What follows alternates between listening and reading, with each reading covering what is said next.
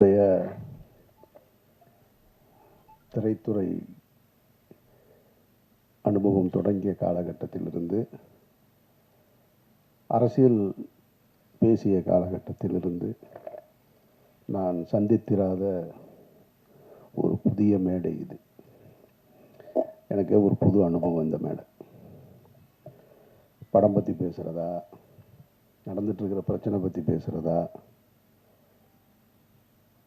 இந்த இக்கட்டான சூழலில் என் மீது பேரன்பு கொண்டு இந்த விழாவுக்கு வந்திருக்க என்னுடைய நட்புகளை பற்றி பேசுவதா அப்படின்னு எனக்கே ஒரு பெரிய குழப்பம்தான் இருக்குது. இப்போ வரைக்கும் இந்த செகண்ட் வரைக்கும் பிளாங்காக தான் இருக்கேன். என்ன பேச போகிறோம். ஒன்று மட்டும் தெளிவாக தெரியுது. நான் யார் அப்படின்னு இப்போ நான் என்ன நானே யோசிச்சுக்கிட்டே இருந்தா, ராமாயணத்தில் வருகின்ற சீதையும் நானும் கிட்டத்தட்ட உடன் பிறந்தார்கள் போல. அவர் அக்கினியில் மிதந்து தன்னுடைய கற்பை நிரூபித்தார். அவராவது ஒரு முறை நிரூபித்தார். நான் வாரம் நிரூபித்துக் கொண்டே இருக்கிறேன். நிறைய சொல்லிட்டாங்க. நான் இந்த உயிர் தமிழுக்கு திரைப்படத்தினுடைய 2வது விழா இது, 2வது பத்திரிகையாளர் சந்திப்பு. இதே இடத்தில் தான் மாயவளை திரைப்படத்தின் பத்திரிகையாளர் சந்திப்பை நாங்கள் நடத்தினோம். அங்கேருந்து தான் தொடங்கினது. பல பருத்தி வீரன் மாயவளையில் தொடங்கும் போது பருத்தி வீரன் வந்துச்சு. இப்போது வேறையில் வந்து நிற்கிது. அந்த படத்தின் இயக்குனர் இந்த உட்காந்துருக்கார் அமைதியாக, ரமேஷ் பாலகிருஷ்ணன். நாங்கள் அதை ரிலீஸ் பண்ணுறதுக்காக வேலை செய்ய போய் அது ஏதோ ஒரு பிரச்சனையை தொடங்கி அது எங்கெங்கேயோ போய் நீதிமன்றத்தை நோக்கி போயிட்டு இருக்கும்போது, சரி கொஞ்சம் தள்ளி வச்சுக்கலாம் அப்படிங்கும்போது, இறைவன் மிகப்பெரியவனுடைய இறுதிக்கட்ட படப்பிடிப்பை நோக்கி போகும்போது ஒரு 8-10 நாள் தான், 10 நாள் இருந்தால் படம் முடிஞ்சிடும். அந்த படம் முடியும் போது ஒரு புது பிரச்சனை தொடங்குச்சு. அப்போ ஃபஸ்ட்டு எனக்கு தோணுனது, இது என்ன நடக்குது இங்கே, என்னை சுற்றி என்ன நடக்குது, எனக்கு எதுவுமே புரியலை அப்படின்னு பழனி பண்ண நான் சொன்னேன். நான் ஒரு அறிக்கை மாதிரி கொடுக்கலான் இருக்கேன். நான் என்ன நடக்குது, இது ஏன் நடக்குது, யாருக்கு நடந்தது, எதுக்கு நடந்தது, எதை நோக்கி போகுது, ஒன்றும் புரியலைங்க அப்படின்னு. ஏன்னா ஒரு நாள் ஷூட்டிங் முடிச்சிட்டேன். கோகுலம் ஸ்டுடியோவில் ஒரு மிகப்பெரிய செட்டு போட்டு, அந்த செட்டு இன்னும் இருக்குது, பல பேருக்கு தெரியாத தகவல். ஒரு ஹைகோர்ட்டு செட்டு ஒன்று மிக தத்ரூபமாக போட்டு மிகப்பெரிய பொருட்செலவில் ஒரு நாள் ஷூட்டிங் முடிச்சிருக்கோம். செகண்ட் டே அந்த ஷூட்டிங் நடக்கலை. அன்றைக்கு இரவிலிருந்து தொடங்குச்சு பிரச்சனை. அப்போ நான் சொன்னேன் பழனி பண்ணிட்டேன், இந்த மாதிரி ஒரு அறிக்கை ஒன்று, ஒரு லெட்ரு மாதிரி கொடுத்துருவோம் என்னை சுற்றி என்ன நடக்குதுன்னு. அப்போ சொன்னார் பழனி பண்ணியா, விடுங்க எனத்தையாவது சொல்லுவாங்க, ஒரு 4 நாளில் சரியாயிரு, நீங்கள் பாட்டுக்கு போங்கன்னாரு. இல்லை கரு, எனக்கு என்னமோ இது சரியாக வரும்னு தோணலை. அவர் ரொம்ப எளிதாக கிடக்கணும்னு சொன்னார். இல்லை கரு, எனக்கு இது சரியாக வரும்னு தோணலை, நம்ம ஏதாவது சொல்ல வேண்டியது இருக்குது அப்படின்னு நான் சொன்னேன். ஒரு 2 நாளில் அப்படியே கூடுதலாச்சு, 3ஆவது நாள் கூடுதலாச்சு. அப்புறம் ஒரு அறிக்கை கொடுத்துட்டேன். நான் அறிக்கை கொடுத்த உடனே அறிக்கையிலிருந்து யார் அதுக்கு எதிர்கருத்து வருதுன்னு பார்த்தா, கடந்த ஒரு 15 ஆண்டுகளாக 2014க்கு பின்னால் நான் பேசிய அரசியலில் கருத்தியல் ரீதியாக எதிர்கொள்ள முடியாத, என்னோடு நேருக்கு நேர் போரிட கருத்தியல் ரீதியாக போரிட முடியாத அவர்கள் பூரா வெளியே வர ஆரம்பிக்கிறாங்க. வெளியே வந்து புதுசாக தகவல்களை சொல்கிறாங்க. ஒருத்தன் சொல்கிறான் அவர் ஓடிட்டாருன்றான், ஒருத்தன் எஸ்கேப்புன்றான், தலைமறைவாயிட்டார், எங்கே இருக்காருன்னு தெரியலைன்றான், என்னத்தையோ ஒன்று சொல்லிக்கிட்டே இருக்கான். அப்போ தான் நான் இங்கேருந்து ஒரு கல்யாணத்துக்கு போயிருந்தேன். கல்யாண வீட்டிலேருந்து அப்போ நான் இங்கே இருக்கும்போது இந்த செய்தி வருது, அவர் அமீர் தலைமறைவு அப்படின்னு. தலைமறைவுன்னு வந்த உடனேயே நான் அங்கேருந்து, நான் கல்யாண வீட்டில் தான் உட்காந்துருக்கேன் அப்படின்னு சொல்கிறேன். அங்கேருந்து ஒரு கேள்வி இருக்கான், கல்யாண வீட்டுக்கு போகிறவர் எதுக்குங்க மைக் எடுத்துகிட்டு போகிறாரு அப்படின்னா. ஏன்னா நீ தான் தலைமறைவுன்னா, நான் கல்யாண வீட்டில் உட்காந்துருக்கேன்னு சொல்கிறேன். அதுக்கு பதில் சொல்கிறான்னா மைக் எடுத்துகிட்டு போனாரான்னு கேட்குறேன். ஏன்னா கல்யாண வீட்டில் மைக்கு ஸ்பீக்கர்லாம் இருக்காதா. அங்கேருந்து இன்னொரு, இப்படி 1 by 1 போய்கிட்டே இருக்கு. அப்படியே கூட்டிகிட்டு வர்றாங்க. கூட்டிகிட்டு வந்து ஒரு நெருக்கடிகள். எனக்கு என்ன இதில் இருந்து நான் கற்றுக்கிட்டது, நான் பத்திரிகையாளர்கள் மேலே மிகப்பெரிய மரியாதை உண்டவன். என்னுடைய முதல் பத்திரிகையாளர் சந்திப்பு ஏவிஎம்மில் நடந்தது, மௌனம் பேசியதே திரைப்படத்திற்கு. அப்போ இருந்து இப்போ வரைக்கும் பத்திரிகையாளர்களோட நெருக்கமாக இருக்கிறவன். என்னை நேரடியாக தொடர்பு கொள்ளக்கூடிய, எனக்கு தெரிஞ்ச சினிமாவில் நான் இருக்கேன், இன்னும் மற்ற எத்தனை பேர் இருக்காங்கன்னு தெரியாது. பிஆர்ஓ பிடிச்சி தான் என்னை பிடிக்கணுன்ற அவசியம் இல்லை. ஸ்ட்ரைட்டாக எனக்கு மெசேஜ் வைப்பாங்க, நான் பேசுவேன். இன்றைக்கு ஊடகங்கள் பெருத்து விட்ட காரணத்தினால யூடியூப்பு அது இதுன்னு அவர்கள் தங்களுடைய வயிற்று பிழைப்புக்காக எதையோ ஒன்று பேசணும்னு பேசிக்கிட்டே இருக்காங்க. அதில் தத்துவார்த்த ரீதியாக நின்று களத்தில் நின்று போராடிக்கிட்டு இருக்கவங்களையும் தாண்டி எதை வேணாலும் பேசலாம், எல்லாம் என்ன கருத்தை வேணாலும் வைக்கலான்னு சொல்கிறாங்க. இப்போ நடந்துட்டு இருந்தது என்ன?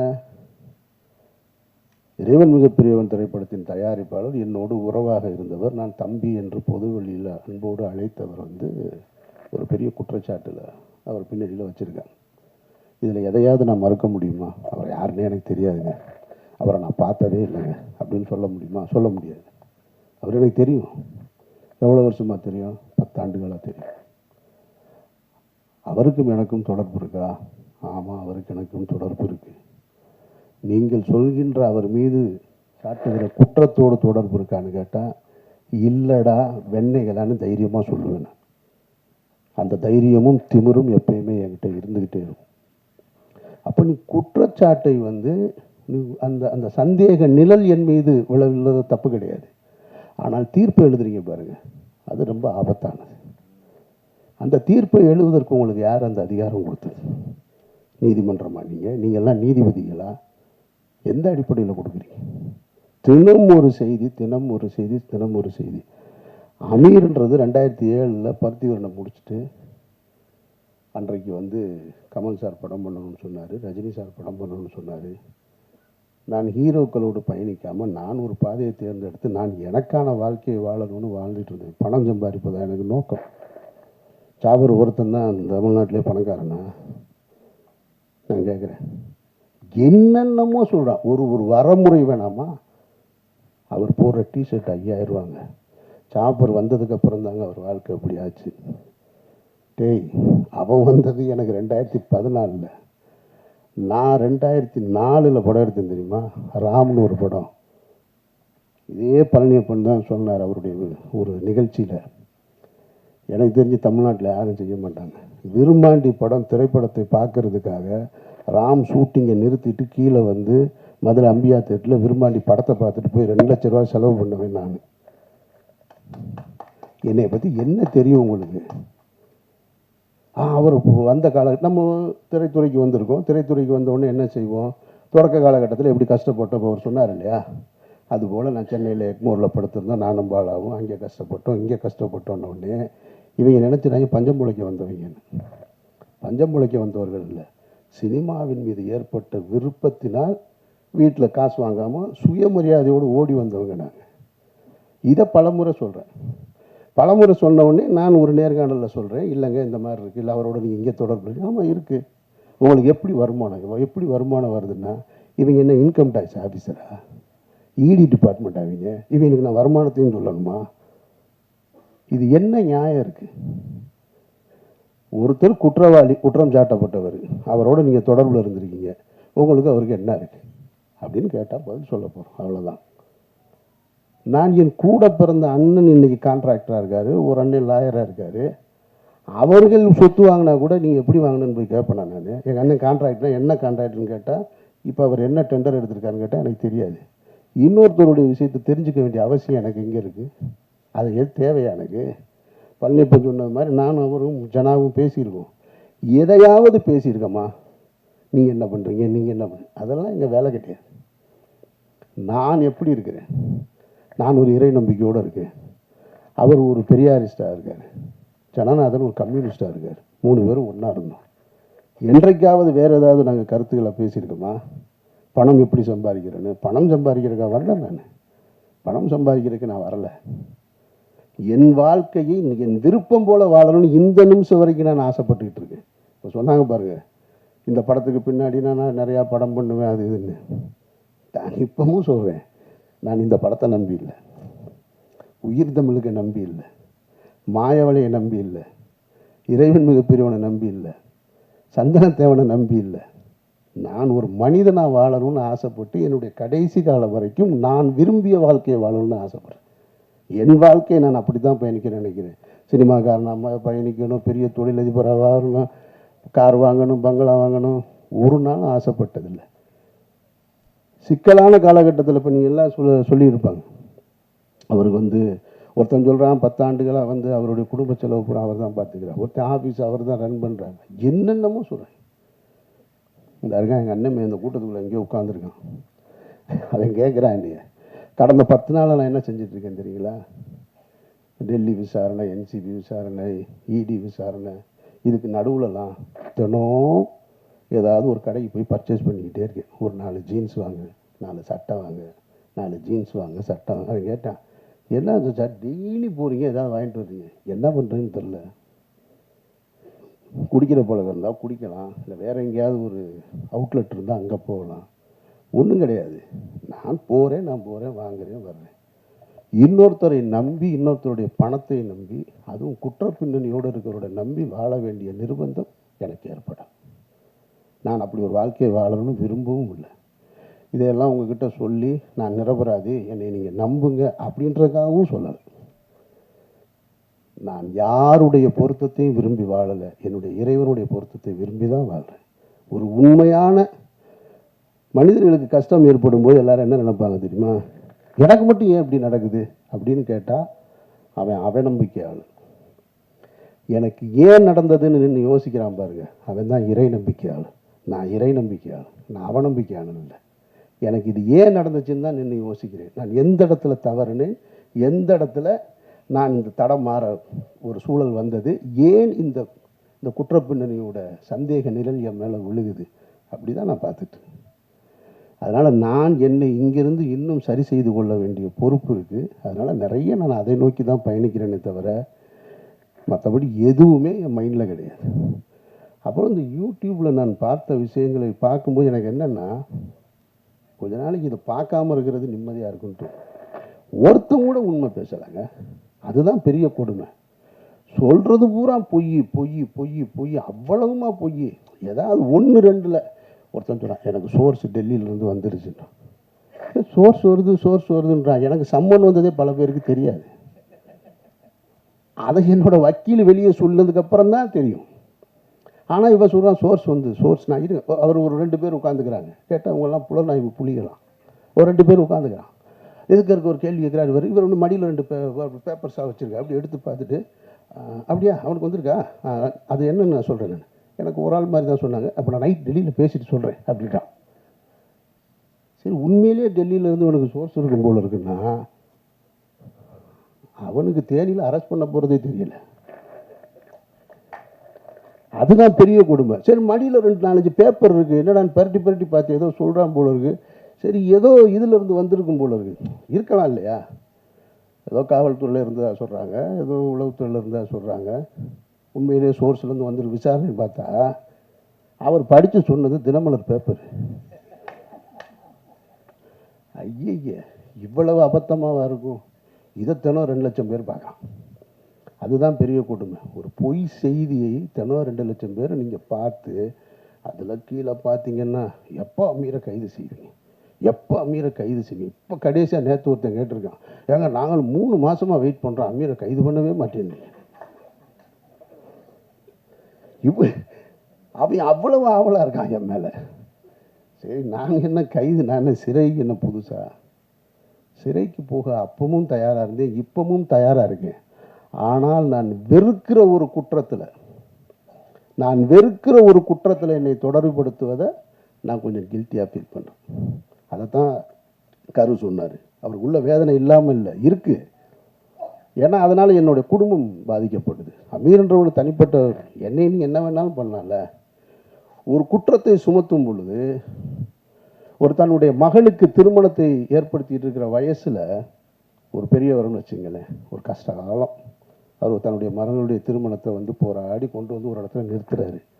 அப்போ போய் பஸ்ஸில் பயணிக்கும் பொழுது ஒரு 14 வயசுக்குள்ளே இடுப்பை கிள்ளி விட்டாருன்னு ஒரு குற்றச்சாட்டு வச்சா அவர் எவ்வளோ அவமானமாக இருக்கும். அந்த திருமணம் எவ்வளோ பெரிய தடைப்படும். அந்த மாதிரியான ஒரு சூழலில் தான் நான் வெறுக்கிற ஒரு குற்றம் சமூகத்தை சீரழிக்கிறதுன்றது போதை. நான் வெறுக்கிறேன் அதை. தருங்க இங்கே ஒரு அஸ்டன் நிற்கிறான், அந்த ஒரு அஸ்டன் நிற்கிறான். சிகரெட்டு குடித்தாலே ஆஃபீஸுக்குள்ளே உள்ளே விட மாட்டேன். ஜனாவும் கருவும் சிகரெட்டு குடிக்கணும்னா நாங்கள் மாடிக்கு போய் கீழே போய் குடிச்சிட்டு வரோம்னு சொல்லுவாங்க. அவங்க 2 பேருக்கு நான் என்ன ஆசானா? அதெல்லாம் கிடையாது. அந்த வாடை பிடிக்காது. எப்போவாவது நான் டென்ஷன் ஆகுது அப்படின்னு சொல்லிட்டு ஒரு சிகரெட்டை எடுத்து நான் அவர்கிட்ட கேட்டேன்னா அவர் தள்ளி விட்டு போயிடுவார். அப்படி நான் வெறுக்கிற ஒரு விஷயத்தில் என்னை கொண்டு வந்து தொடர்புபடுத்தும் போது அது என்ன மட்டுமா பாதிச்சிச்சு? என்னுடைய குடும்பத்தை பாதிக்குது. என்னுடைய மகள் வேலைக்கு போகிற இடத்துல பாதிக்குது. அங்கே ஒருத்தன் கேள்வி கேட்குறான். என்னுடைய மகன் கல்லூரிக்கு போகும்போது பாதிக்குது. என்னை நீங்கள் சந்தேகமே படாதீங்கன்னு நான் சொல்லலை. சந்தேகப்படுங்க, விசாரிங்க, நல்லா கேளுங்க. ஆனால் தீர்ப்பு எழுதாதீங்க. தீர்ப்பு எழுதுகிற அதிகாரம் உங்களுக்கு யாருக்குமே கொடுக்குறது. அதுக்கு இந்த நாட்டில் நீதிமன்றம் இருக்குது, எல்லாமே இருக்குது. கடுமையான விசாரணைகளை சந்திச்சுட்டு தான் நான் வந்து நிற்கிறேன். என்னுடைய இத்தனை ஆண்டு வாழ்க்கையில் நான் சந்திக்க ஒரு புது அனுபவம். டெல்லியில் 12 மணி நேரமாக இருக்கட்டும், டெல்லி வீதிகளில் நானும் அவனும். அவன் எங்கள் அண்ணன் டாக்டருக்கு முடிச்சிருக்கான். அவன் யதார்த்தமாக லாங்குவேஜ் படிக்கிறக்காக வந்தான். வந்தவனுக்கு கிட்டத்தட்ட 3 மாதமாக புது அனுபவம். இப்போ என்சிபி, இடி, என்ஐஏ எல்லா டீட்டெயிலும் தெரியும் அவனுக்கு. என் கூட 70 நாளாக வந்தான் இருக்கான். டெல்லி வீதிகளில் நாங்கள் 2 பேரும் நடந்து போயிட்டு திரும்ப அந்த விசாரணையை முடிச்சுட்டு, அவங்கள பொறுத்த மட்டும் அந்த அதிகாரிகள் என்னுடைய விசாரணை நடத்துனதை பொறுத்த மட்டும், என்னை பொறுத்த மட்டும் ரொம்ப நேர்மையாக தான் நடத்தினாங்க. நான் இந்த இடத்துல அதை சொல்லியே ஆகணும். இது அரசியல் அழுத்தம் இருக்குது, அரசியல் அழுத்தம் இல்லை அப்படின்றதெல்லாம் தாண்டி என்னிடம் அவர்கள் மிக கண்ணியமாக தான் நடந்து கொண்டாங்க. கொஞ்சம் கூடுதலாக இருக்குது. நான் மனசு வலிக்கிறது மாதிரியான கேள்விகளை கேட்டாங்களான்னா நிச்சயமாக கேட்டேன். ஒரு இடத்துல கலங்கி போய் நின்னனா அப்படின்னு கேட்டால் கலங்கி போய் நின்னேன். ஆனால் அது அவர்களுக்கு என்னை காயப்படுத்தணுன்ற நோக்கம் கிடையாது. அதை நான் அவங்ககிட்ட வெளியே வந்து சொன்னேன். நான் டிஸ்டர்ப் ஆனேன்னா ஆமாம் டிஸ்டர்ப் ஆனேன். நான் வேதனைப்பட்டேனா ஆமாம் வேதனைப்பட்டேன். நான் சஃபர் ஆனேன்னா ஆமாம் பட்டேன். ஆனால் அவங்களுடைய டியூட்டி அது, அவர்களுடைய வழக்கமான டியூட்டி. அப்போ எப்படி தான் குற்றவாளியை கண்டுபிடிப்பாங்க? என்னை மாதிரி ஒரு ஆள் போனவுடனே என்கிட்ட இலகுவாக நடந்துக்கிட்டா நான் குற்றத்தில் தொடர்பு இருக்கா இல்லைன்னு எப்படி கண்டுபிடிக்க முடியும்? அதனால் அவங்க டியூட்டியை தான் செஞ்சாங்க. விசாரணை முடிவுலையும் அதை தான் சொன்னாங்க. பர்சனலாக எந்த இதுவும் கிடையாது, எங்கள் டியூட்டியை செஞ்சோம். அந்த வகையில் என்சிபி ஆஃபீஸர்ஸ் எங்கிட்ட கண்ணியமாக நடந்துக்கிட்டாங்க. இடி ரைடு 2 அந்த ரைடு கதையை கேட்டிங்கன்னா, வீட்டில் ரம்ஜானுக்கு எல்லோரும் ஊருக்கு போயாச்சு. நான் இதை நீங்கள் தெரிஞ்சுக்க, இப்போ ஊடகங்கள் பத்திரிகையாளர்களுக்கு இருக்க வேண்டிய இதையும் மற்ற எல்லாரும் தெரிஞ்சுக்கணும். இதை சொல்கிறேன். எவர்களுக்குமே உண்மையான ரீசன் தெரியாதுங்க. அதுதான் உண்மை. நான் சொல்கிறேன். நான் இந்த வழக்கில் தொடர்புடையவனாக இருக்கிறதுனால சொல்கிறேன். அதிகாரிகளை தவிர வேறு யாருக்குமே தெரியாது. வேறு எவன் சொன்னாலும் நம்பாதீங்க. இதுதான் நிஜம். நான் சொல்கிறது உண்மை. இதை கன்ஃபெஷனாக வச்சுக்கோங்க.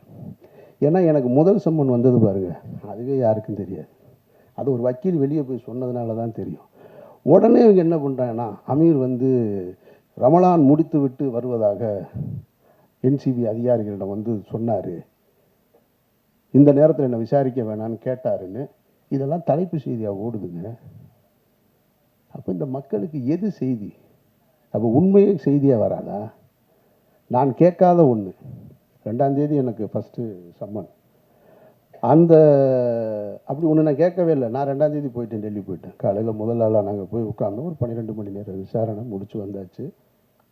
அப்போவே எனக்கு அடுத்து சம்மனுக்கான ஒரு திட்டம் இருந்தது. அதுவும் யாருக்கும் தெரியாது. ஆனால் இவங்களுக்கு தெரியவே தெரியாது. நான் அந்த காலகட்டத்தில் தான் அவங்க கேட்ட டீட்டெயில்ஸு, டாக்குமெண்ட்ஸு இதை பூரா எடுத்து எல்லாத்தையும் கொண்டு வந்து ரெடி பண்ணி வச்சிட்ருக்கேன். வச்சுட்டு ஒரு 3:30 மணி இருக்கும், 3:30 4 மணி. 4 மணிக்கு போய் வீட்டில் நான் அவனும் தான் படுக்கிறோம். வீட்டில் யாருமே இல்லை, ஃபேமிலியெல்லாம் ஊருக்கு போயிட்டாங்க ரம்ஜான் கொண்டாடுறதுக்கு. படுத்தா 5:30 மணிக்கு நோன்புக்கான காலை உணவை சாப்பிட்டுட்டு படுத்துருக்கான். 7:30 மணிக்கு ஒரு ஃபோன் அடிக்குது. அவன் ஃபோன் பக்கத்தில் என் கூட தான் பெட்டில் படுத்துருக்கான். அடிக்குது. அப்புறம் கட் பண்ணிட்டான். திருப்பி ஒரு 1.5 மணி நேரம் கழித்து ஃபோன் அடிக்குது. பார்த்தா என் பக்கத்தில் இருந்தவனை காணாம். சரி நான் தூங்குறேன். திடீர்னு எழுப்புறான். நான் கொஞ்சம் லைட் இருந்தால் தூங்க மாட்டேன், அதனால் நல்லா டார்க்காக ஸ்க்ரீனை போட்டு படுத்துருப்பேன். தட்டி எழுப்புறான், சச்சான்னு முழிச்சு பார்த்தா ஒருத்தர் துப்பாக்கியினோடு நிற்கிறாரு முகத்துக்கு நேர. ஒன்றுமே புரியலை. கொஞ்சோன்னு லைட்டு அந்த ஜன்னல்லேருந்து லீக் ஆகுது. அதில் பார்த்தா ஒருத்தர் துப்பாக்கியோடு நிற்கிறார், 2 பேர். என்னடா அப்படின்ட்டு தெரில, கண்ணே முழிக்க முடியலை. சரி அதோட சரி எந்திரிச்சு முழிச்சு பார்த்தா அப்புறமா இடி ஆஃபீஸர்ஸ் வந்திருக்காங்க. இது என்னுடைய வீட்டில். இதே ஒரு 2 மணி நேரத்துக்கு முன்னாடி என்னுடைய அலுவலகத்துக்கு வந்துட்டாங்க. அங்கே என்னோடய அசிஸ்டன்ஸு, என்னோடய ஆடிட்ரு எல்லாரையும் அவங்கள லாக் பண்ணிட்டாங்க. அப்புறம் இடி ஆஃபீஸர் வந்தாங்க. அவங்க வந்து தன்னை அறிமுகப்படுத்திக்கிட்டாங்க என்கிட்ட. நான் தான் இடி டைரக்டர்னு. ஒரு லேடி ரொம்ப கண்ணியமாக நடந்துக்கிட்டாங்க, ரொம்ப மரியாதையாக நடந்துக்கிட்டாங்க. நான் முகத்தை கழுவிட்டு வர்றேங்கன்னு முகத்தை கழுவிட்டு வந்து உட்காந்து அவரோட பேசிக்கிட்டு அன்றைக்கு 12 மணி வரைக்கும் அன்றைக்கும் போச்சு. அன்றைக்கும் விசாரணை முடிச்சுட்டு நான் இங்கேருந்து மதுரை போயிட்டேன். மதுரை போய் ரமலான் ப்ரேயரை முடிச்சுட்டு அங்கேருந்து அதுக்கப்புறமா திரும்ப ஓட்டு போட போனேன். அப்போ தான் பத்திரிகையாளர்கள் முறையாக சந்திக்கக்கூடிய சூழல் ஏற்பட்டது. அதுக்கு பின்னால் இப்போ வரைக்கும் நான் சொல்கிறேன். இதை ஏன் சொல்கிறேன்னா, இதன் பிறகும் எனக்கு ஒரு சம்மன் வந்திருக்கு. இந்த புலனாய்வு புலிகள்லாம் எங்கே போனாங்கன்னு தெரியல. நீ உண்மையிலே சோர்ஸ் உனக்கு சொல்லுதுன்னா, உனக்கு உண்மையிலே செய்தி வந்திருக்குன்னா, எனக்கு சம்மன் வந்தது ஏன் யாருக்குமே தெரியலை. நான் பர்பஸாக சொல்லவே இல்லை. என்ன தான் நடக்குதுன்னு பார்ப்போம். எவன் தான் கண்டுபிடிச்சி சொல்கிறான்னு பார்ப்போம். ஒருத்தர் சொல்லணும்ல, ஆமாம் இன்றைக்கி வந்திருக்குன்னு. அந்த சம்மனுக்கும் போய் 10.5 மணி நேரம் நான் விசாரணை முடிச்சுட்டு தான் இங்கே வந்திருக்கேன். அப்படின்னா இதில் எதுவுமே உண்மை இல்லை. அவர்கள் கடமையை செய்கிறாங்க. நான் முதல் நாள்லேருந்து ஒத்துழைக்கிறேன். டே 1லேருந்து இவ்வளோ பெரிய சிக்கலான சூழல் என்னை ஏற்படும் போது நண்பர்களுடைய ஆறுதல் இருக்குது, நண்பர்களுடைய ஆலோசனை இருக்குது. குடும்பத்தில் இருக்கவங்க சொல்லுவாங்க, எங்கேயாவது வெளியூர் போயிடும், அங்கே போயிடுன்னு.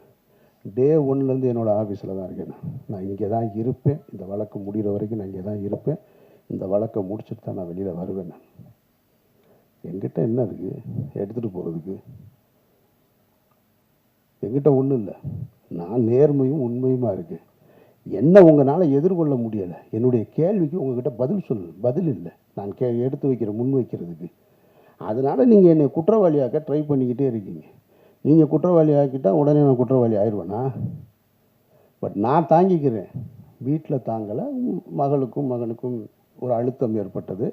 ஆனால் அதையும் தாண்டி எனக்கு முதல் ஆளாக எனக்கு ஆறுதலாக இருந்தது என்னுடைய குடும்பத்தார் தான், என்னுடைய 2 பெண் பிள்ளைகள் தான். தைரியமாக இருங்க, நீங்கள் உங்களுக்கு என்ன பிரச்சனை அப்படின்னு சொல்லி எப்போதும் போல் என்னுடைய வீட்டை ஒரு சலசலப்பு கூட இல்லாமல், ஒரு சங்கடம் கூட இல்லாமல், ஒரு சஞ்சலம் கூட இல்லாமல் வச்சிருந்தது என்னுடைய குடும்பத்தார். அதற்கப்புறம் என்னுடைய நண்பர்கள் தான். எதுவுமே என் மைண்டில் கிடையாது. எனக்கு ஒரு சின்ன சம்பவம் தான் நினைவுக்கு வந்தது. இந்த காலகட்டம் ரொம்ப கடுமையான காலகட்டம். என்னை சுற்றி இருந்த உறவுகள், நண்பர்கள் எல்லாருமே ரொம்ப தூரமாக போயிட்டாங்க. கிட்டத்தட்ட என்னோடய வாட்ஸ்அப்பில் என்னுடைய அலைபேசியில் ஒரு 2000 எண்கள் இருக்கும். அதில் 1950 எண்கள்லேருந்து அழைப்பு வர்றதில்லை, அப்படியே நின்றுச்சு. அதெல்லாம் ஓகே. அப்போ எனக்கு என்ன தோணுச்சுன்னா, இந்த பறவைகள் நிறைய இருக்கக்கூடிய ஒரு மரத்துக்கு பக்கத்தில் ஒரு வெடி சத்தம் கேட்டவுடனே பறவை பூரா ஓடி போயிடும்.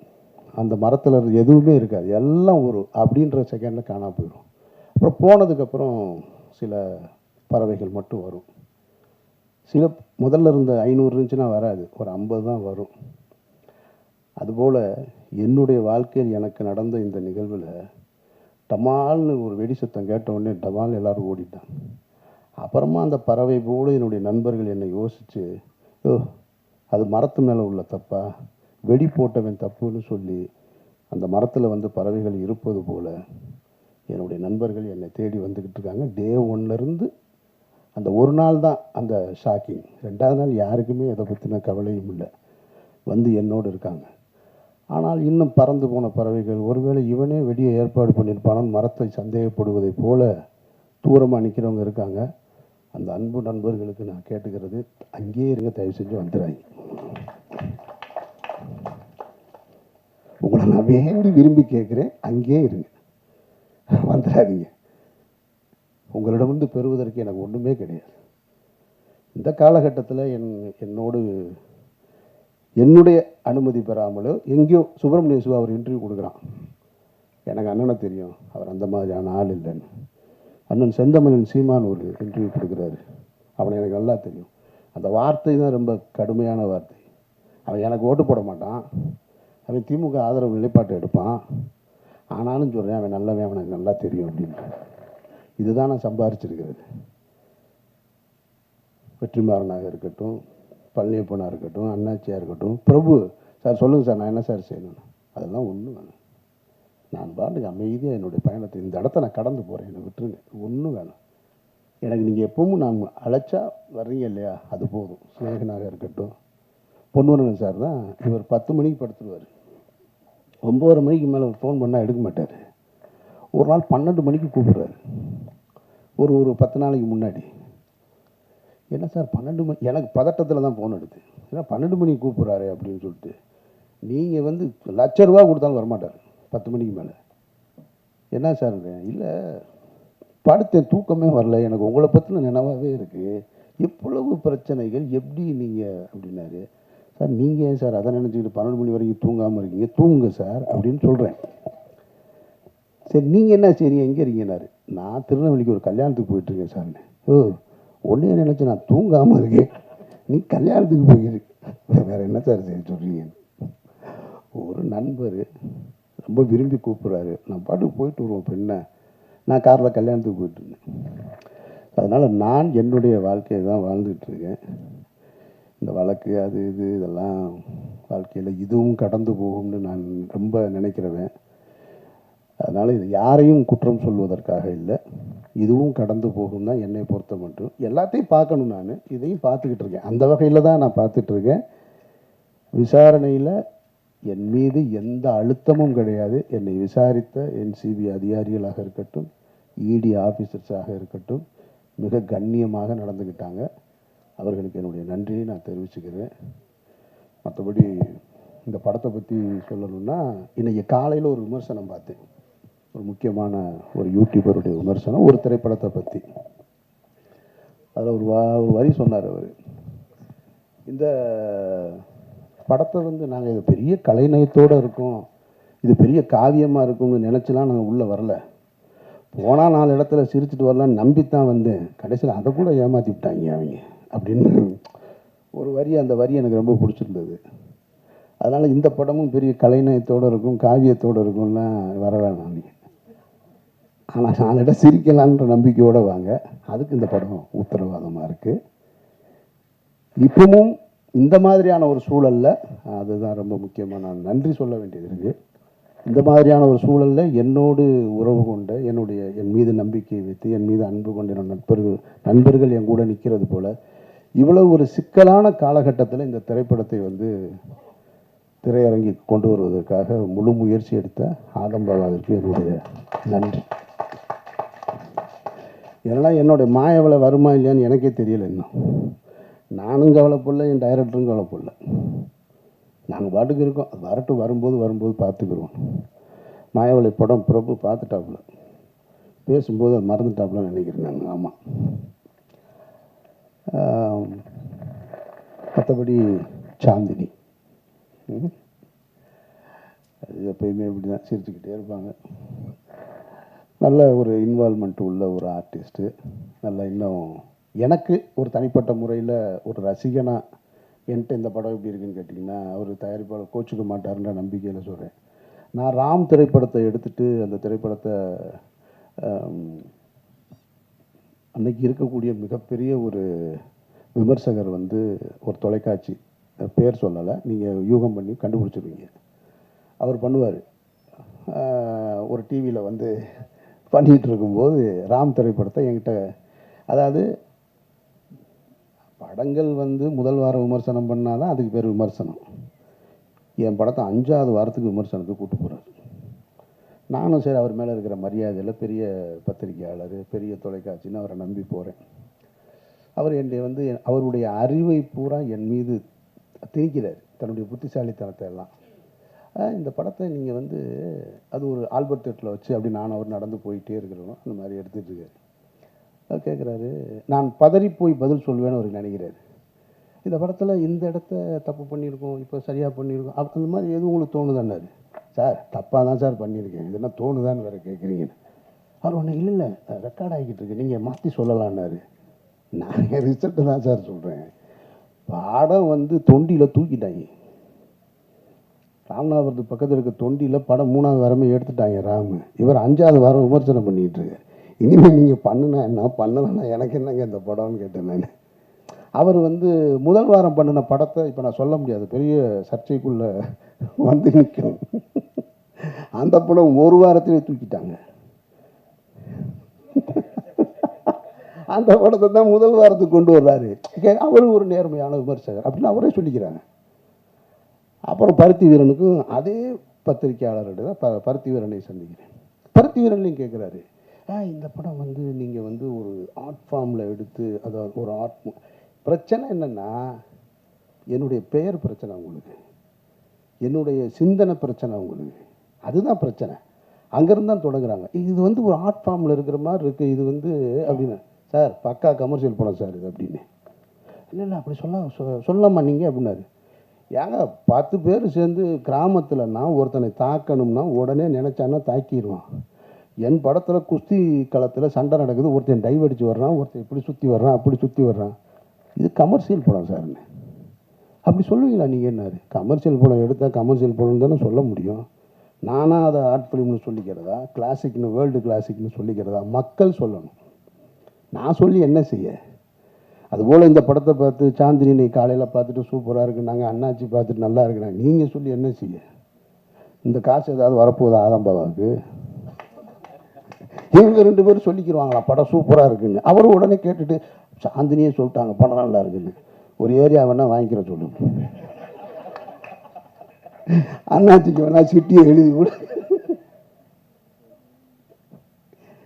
காசு மக்கள் பார்த்து சொல்லணும். அப்போ என் பார்வையில் உயிர் தமிழுக்கு இன்னும் சரியாக வந்திருக்கணும்னு நான் ஆசைப்பட்றேன். ஆனாலும் பழனியப்பன் சொன்னது போல் இவ்வளோ காலகட்டத்துக்கு நடுவில் அந்த படத்தை வந்து சரியாக எடுத்து கொண்டு வந்து திரைக்கு கொண்டு வந்து சேர்க்குறதே பெரிய விஷயம்.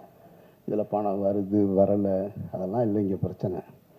ஒரு வேலையை எடுத்துக்கிட்டோம், அதை செஞ்சு முடிச்சோன்னு இருக்குல்ல, அதில் தான் ஒரு மனிதனுக்கு வெற்றி. அந்த அடிப்படையில் நான் இந்த படத்தில் நான் ஒத்துக்கிட்டு உள்ளே வந்து நடிக்க வந்தேன். நடிகனாக என்னுடைய பங்களிப்பை செஞ்சேன். அது நல்லா இருக்குது நல்லா இல்லை, எனக்கு பிடிச்சிருக்கு பிடிக்கலை, அதெல்லாம் இல்லை, முக்கியம் இல்லை. என் வேலையை நான் சரியாக செஞ்சுருக்கேன். ஆதம்பாவா ஒரு படத்தை எடுக்கணும்னு வந்தார், உறுதியாக நின்று கடைசி வரைக்கும் அந்த படத்தை கொண்டு வந்து சேர்த்துருக்காரு. இதுவே உங்களுக்கு வெற்றி தான். பணம் அப்புறமா எப்போ வேணாலும் சம்பாரிச்சிங்க. ஸோ அந்த வகையில் இது 10ஆம் தேதி இந்த படம் திரைக்கு வருது. உங்களுடைய வாழ்த்துக்களோடும் மற்றபடி ஒன்றும் இல்லை.